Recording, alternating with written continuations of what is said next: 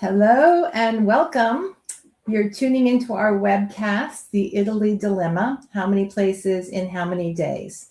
I'm going to wait just a couple seconds here to see if some other people are joining us. And then we can dive in.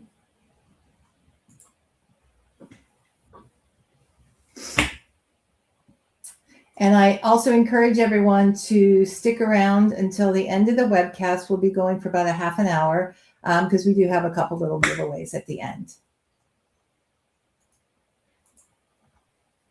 All right, well, we can go ahead and get started. My name is Elizabeth Heath, Liz. I'm a travel writer and I've lived in Alerona in Umbria for 17 years. And it is from here that I operate Villaggio Tours, which is a small group tour company. And our whole reason for being is to introduce people to a slow and unrushed way of seeing Italy.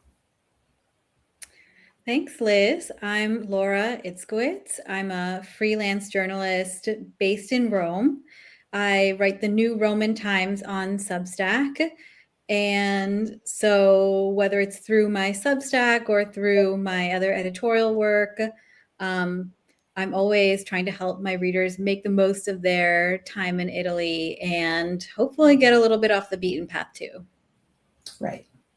So we see people grappling with the same question constantly. I'm in a lot of different, Facebook groups, and I see people posting on Instagram too, these questions about how do they fit everything into a trip to Italy given the time they have. Laura, you have people approach you for trip planning help too. I'm sure the same question comes up. Yes, I do. I mean, I'm in some of those groups too. Some of the questions and posts are intense, but yes. Yeah, so the short answer is always some version of you should be visiting fewer places than you think. Right. Yeah, I have to stop myself from jumping in because it's, you get down these rabbit holes of don't do this, don't do that, and everybody's giving advice. I'm like, okay, sometimes I'll weigh in. A lot of times I just kind of hang back and hope for the best for people. Before we get too far in, we also just want to acknowledge that there's a lot going on in the world right now, right? Wars happening, uncertainty, the cost of everything is going up. So we recognize that planning a trip to Italy might not be the top of most people's minds, of many people's minds. Yeah, but that's also partly why we wanted to do this now. Whether you're dreaming or planning a trip for sometime later this year, or maybe even next year when things settle down a bit, this is a good way to just start thinking. Planning a trip or even just dreaming about one can be its own kind of relief right now. Yeah. Planning travel is usually my biggest form of escapism. So has been for years. So I don't expect that's going to change. Also, again, before we get too far in, if you're just joining us, please do stick around because we have a few little thank you gifts to give away. And this is roughly a half an hour broadcast if we stay on track. So let's get started. So, Laura, Italy, take it away.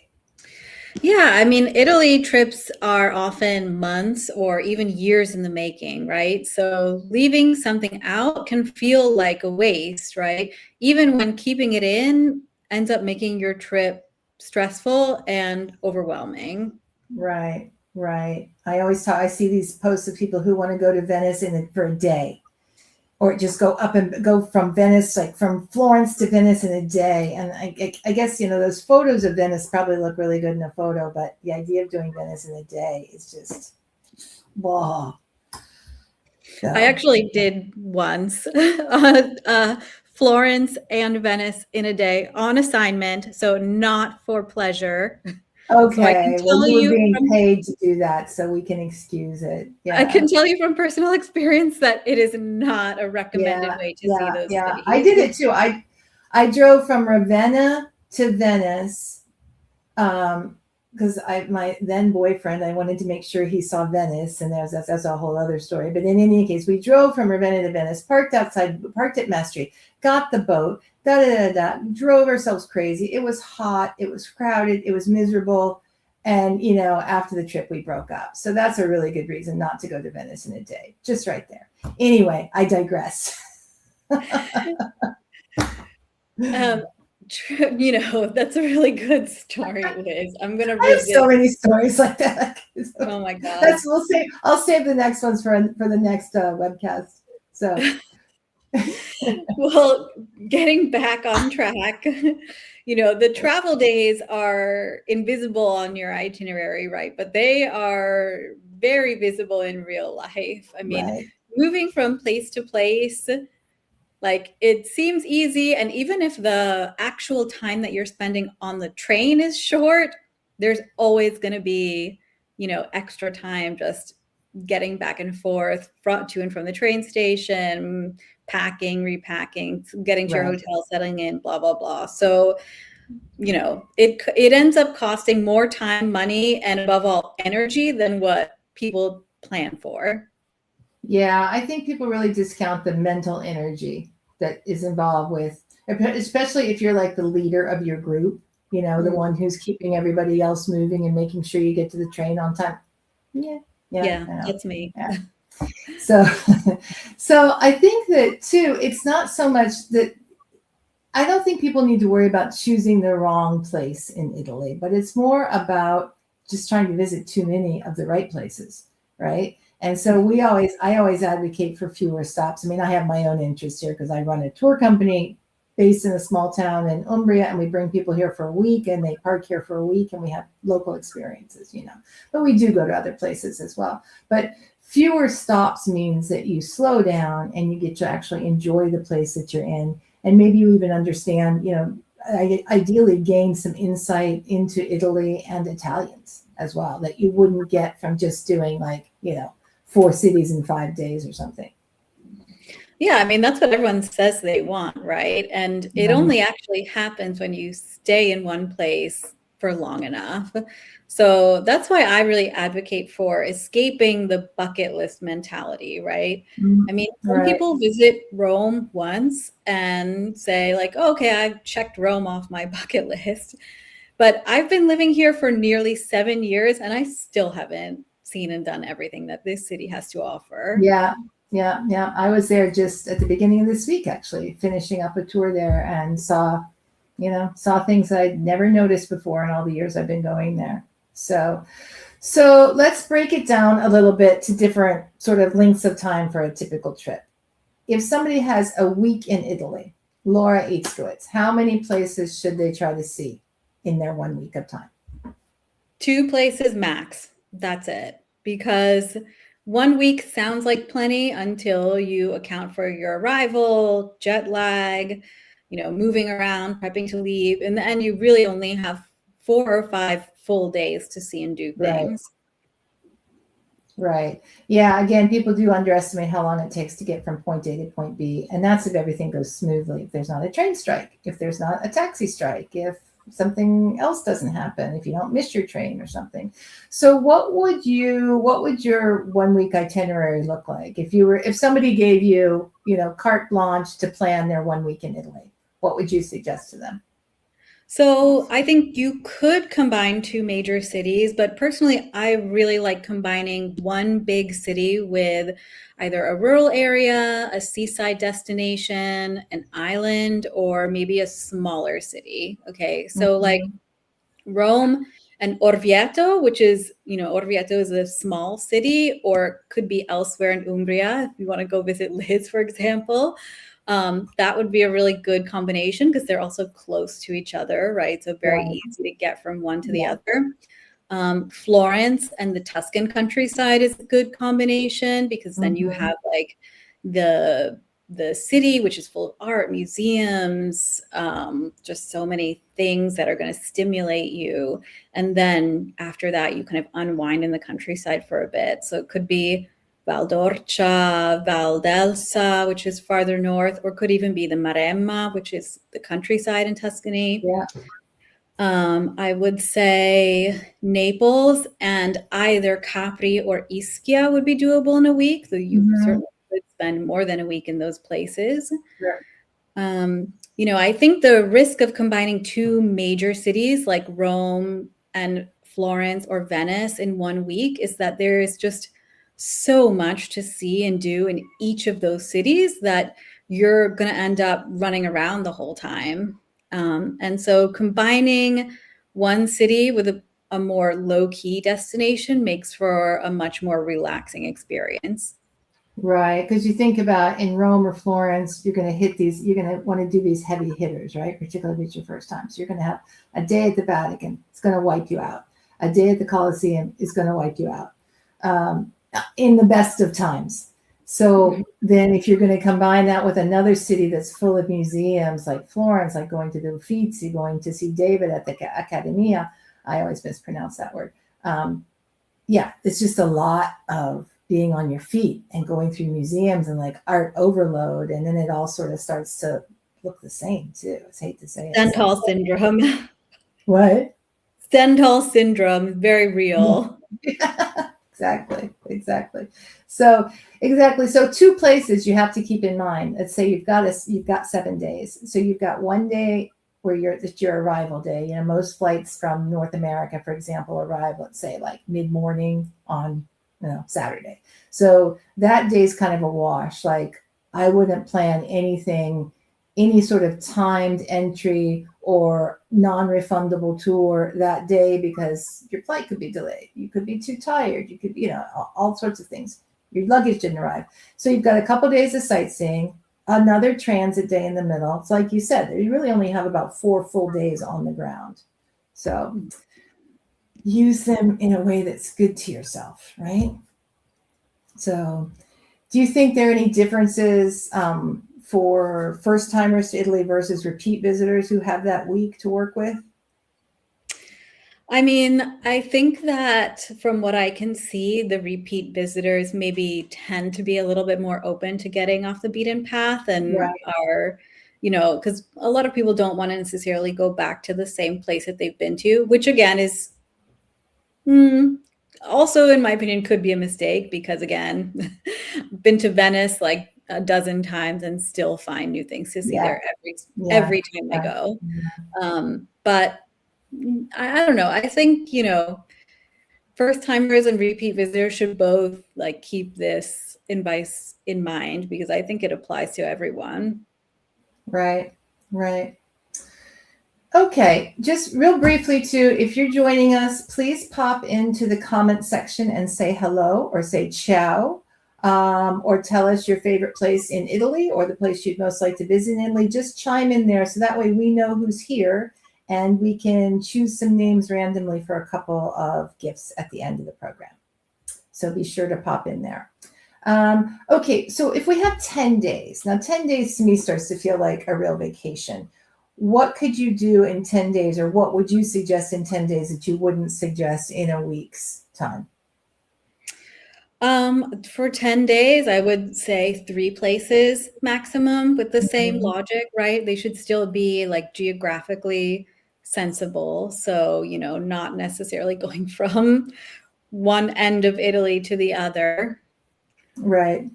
But you could do 2 cities and maybe a smaller destination like a hill town or a few days at the beach. Yeah, that feels pretty good.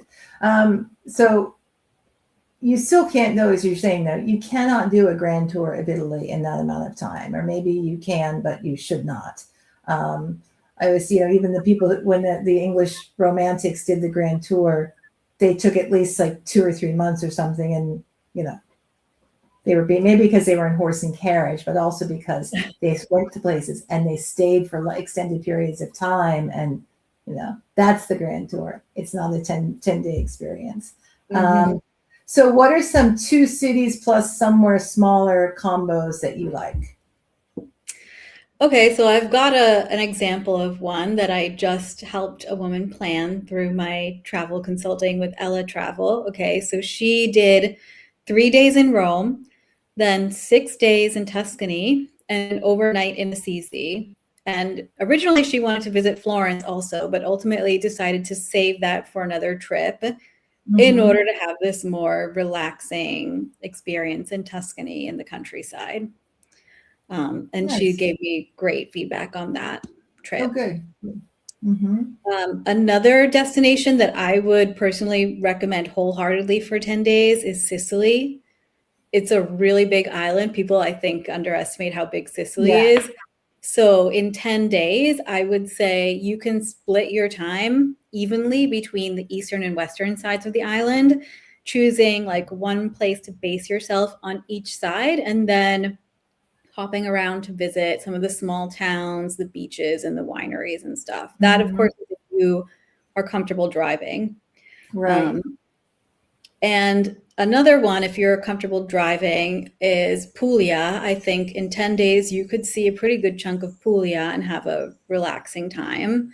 So you might spend a few days based in the Valle d'Itria, which is like central Puglia, visiting these charming towns like Bello with the Trulli, Polignano a Mare with the seaside Monopoli, Cisternino, and then drive deeper into the Salento Peninsula, which is known for its really amazing beaches. And maybe you base yourself in Lecce for a few days and hop around. I mean, once you're there, like things are close together. You can drive from one side of the Salento Peninsula to the other in like 30 or 40 minutes. Yeah, So yeah. We were just down there a couple weeks ago for research. We get the best. We have pretty good research assignments, Laura, you and I. But yeah, it is just, we were in the Val d'Itri, and it's just beautiful. It's so different, visually different from so many other parts of Italy too, and just really stunning. I hadn't been there in quite some time, and I was reminded of how gorgeous it is down there. So what if you don't want to rent a car though? What if you don't feel like driving? Yeah, I mean, so I would say if you would rather avoid a car, then northern Italy is going to be an easier choice, a better bet for you. So, and I do think that you could do 3 cities in 10 days if 2 of them are small cities. So, like, you could combine Bologna with Parma and Modena, right? Because Bologna is a big city, but Parma and Modena are pretty small and manageable. So, those are also very well connected by train. So you could easily go Parma, Modena, Bologna by train in the same trip, and that would be totally reasonable. Yeah. Yeah, that's a nice combo there, because Bologna is a big city. I forget where it ranks, but I think it's like 5th largest in Italy, maybe, or something. But it doesn't, to me, it still doesn't feel like a big city. And maybe that's because, you tend to spend your time in the centro of Bologna. At least that's where I've spent my time there. And it's just a very manageable, there's a lot of open space, and it's one of my favorite cities. So yeah, Bologna, Parma, Modena is that's a good trio. So so people might be surprised to say that even in 2 weeks, if you have 2 weeks vacation, we still recommend that you take it easy. I'm reminded of when Paolo and I went on our baby moon. We went to Florence. We went to Florence. We went to Paris and London, and his complaint was that, and we walked everywhere, and walked and walked and walked and walked. It's a wonder I didn't go into labor when we were there. I was only like 5 or 6 months pregnant. But his complaint was that he came back more exhausted than when he'd gone. And of course, this was supposed to be our next vacation before parenthood started and everything. And anyway, so what do you have to say about a 2-week itinerary? Yeah, I think that's a good example of like, trying to pack everything into what not to do.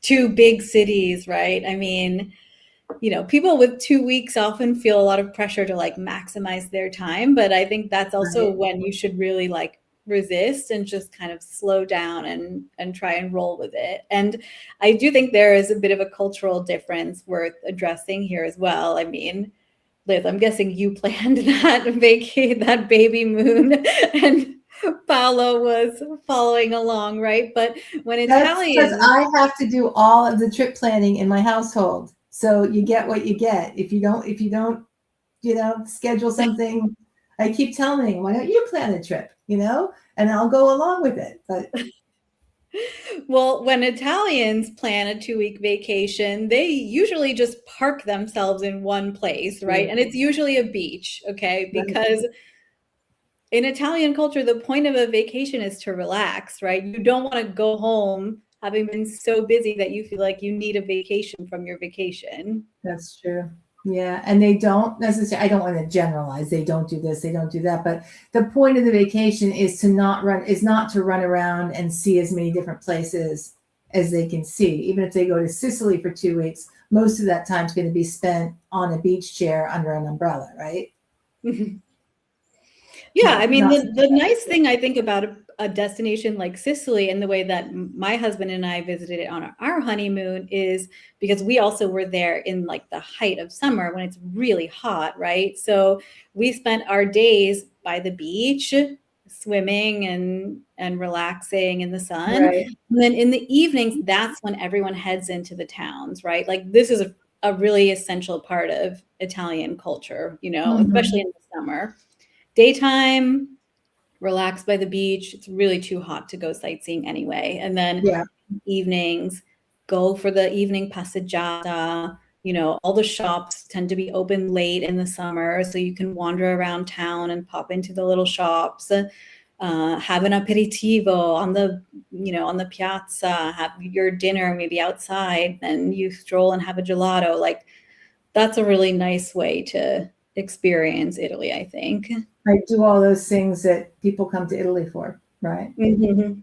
Yeah, yeah, yeah. I remember my first trip in 2000. That was it's a long time ago, but that was also it was a long time ago just in terms of how much travel has changed too, and how many more people are traveling. Because of course, I planned the trip. My friend came along, um, and just went along with whatever I came up with, and we did Rome, Florence, Venice, the triumvirate, and then we took a side trip down to Capri and stopped at Pompeii on the way, just for the on the train ride, and got out in Pompeii, stowed our bags in the train station, did all these things that sort of classic things, and it was okay. Like it's not the trip that I would plan today because it was 26 years ago, and I had a lot more energy, and it was my first time in Italy, and I did have a bucket list in hand. Um, but looking back, I don't remember it feeling unreasonable, other than when we almost missed the ferry to Capri and ran down the gangplank of you know, ran down the pier to get there. But so nowadays, were I to recommend it, counsel someone for a 2-week trip, I would probably say for me, it's like for our guests, most all of them fly into Rome. So if you're flying into Rome, I would say begin there, and if you're going to be flying out of Rome, also end your trip in Rome. Like don't plan to get back to Rome the day you fly out or something. Spend a few days in Rome at the beginning, get your bearings, and then when you come back at the last 2 or 3 days of your trip, catch up on the things, catch the things that you didn't get to do in those first few days, or just have some easy days in the city, just sightseeing and getting lost, and instead of trying to cram it all in at the beginning. But you still cannot see the entire peninsula of Italy in 2 weeks. It's just a recipe for exhaustion. Oh God, you can't even see the entire island of Sicily in 2 weeks, like let No, alone the entire peninsula. no, I've still only seen really a very small portion of Sicily in the few trips that I've been there. So Yeah. let's say you've got tons of vacation time and you have 3 weeks. What would you do like in a 3-week trip? And I'm just going to remind everybody to chime in on comments here so we know who's here. Yeah, I mean, if you have 3 weeks, then like that's when you can really kind of get a more authentic local experience, right? So maybe take the 2-week plan and extend one of those stays rather than just like adding, more and more destinations. I mean, Mm-hmm. maybe you rent a villa for a week so that you can actually settle in for a bit, shop at the local market, cook. Right. A lot of people come here, they want to take cooking classes, right? So you can take a cooking class with a local teacher maybe at an agriturismo or something, and then take those skills that you learned and cook for your family and friends in your villa. You might even do laundry. In 3 months, you're going to have to do some laundry, right? Yeah, exactly. Villa stays, like, I think they sound very expensive and they certainly can be, but like if you're traveling with a group, it can actually be a really good deal. Yeah, because you save so much on meals too, because you can Mhm. save so much on meals. I mean, I wouldn't say cook all your own meals, but it No, but helps with the some of bills too. them. Yeah, especially if you have kids. I think with the kids into too. So, or the idea that I like is to do your 2 weeks in Italy, take your third week, and maybe visit a small Umbrian hill town and get to make new friends and family there. And if anybody is interested in that, I can be of assistance. So, but in any case, I think whatever you do, that extra week is really going to just probably be like the best week of your vacation, whether you spend it with us or whether you just spend it, someplace park somewhere. So Definitely. I definitely recommend going to visit Liz in Alarona. It's such a charming. Laura has been a great advocate of Villaggio Tour, so I have to thank her for that. So, okay, so we promised some prizes, thank you gifts as it is, and we have a subscription to Laura's excellent newsletter, The New Roman Times, and then $100 discount on a future booking with Villaggio Tours. So I am spinning the wheel here, and how about for Susan? Susan Fiduk? I don't know if I pronounced your name right, but I will email you afterwards on that. And then Roger, you're up too. We have 2 of these to give away, so those are our 2 picks there. So thank you for that. Okay, so we're getting close to time to wrap up, but I think we both want to probably add a few closing thoughts. I sort of use the analogy that planning your trip is like packing a suitcase for an international trip, especially, right? You lay everything, the advice that they give, that I've always heard, is that you lay everything out on the bed that you think you need, and then you take away half of it. And then you find out that you really don't need all that stuff in your suitcase. And I think that's a good analogy for your itinerary too. Take away, make your wish list and then start taking things off of your wish list. Because you don't need to carry around all that extra clothing. You don't need to carry around all that extra mental baggage of having to go here and there and this. It becomes almost like a sense of obligation. So choose less than you think that you need, because every place that you take off of your itinerary makes the ones where you remain, you get a deeper experience there. Yeah, I mean, that's my pearls of wisdom this time. Excuse me, Laura. Yeah, no, definitely. I mean, Italy really rewards slowness, right? And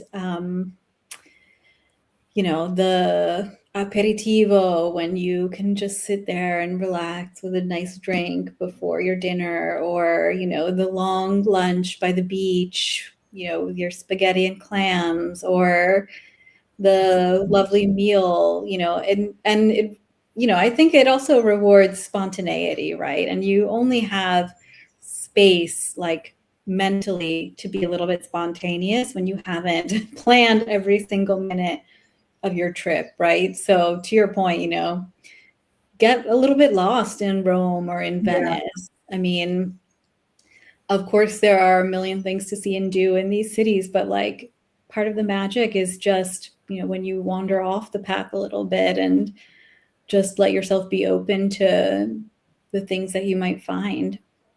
Yeah, absolutely. You can't enjoy a long leisurely lunch when you've got to be in line at the Vatican museums at 2:30, right? It doesn't work that way. So our last order of business, if you go to villaggiotours.com, you can download my guide it's called 5 Roadblocks to an Authentic Italy Trip. And as you might have imagined, trying to see too many places in too few days is one of those roadblocks. Laura? Yeah, and I would say if you are not already subscribed to the New Roman Times, go check it out, newromantimes.substack.com.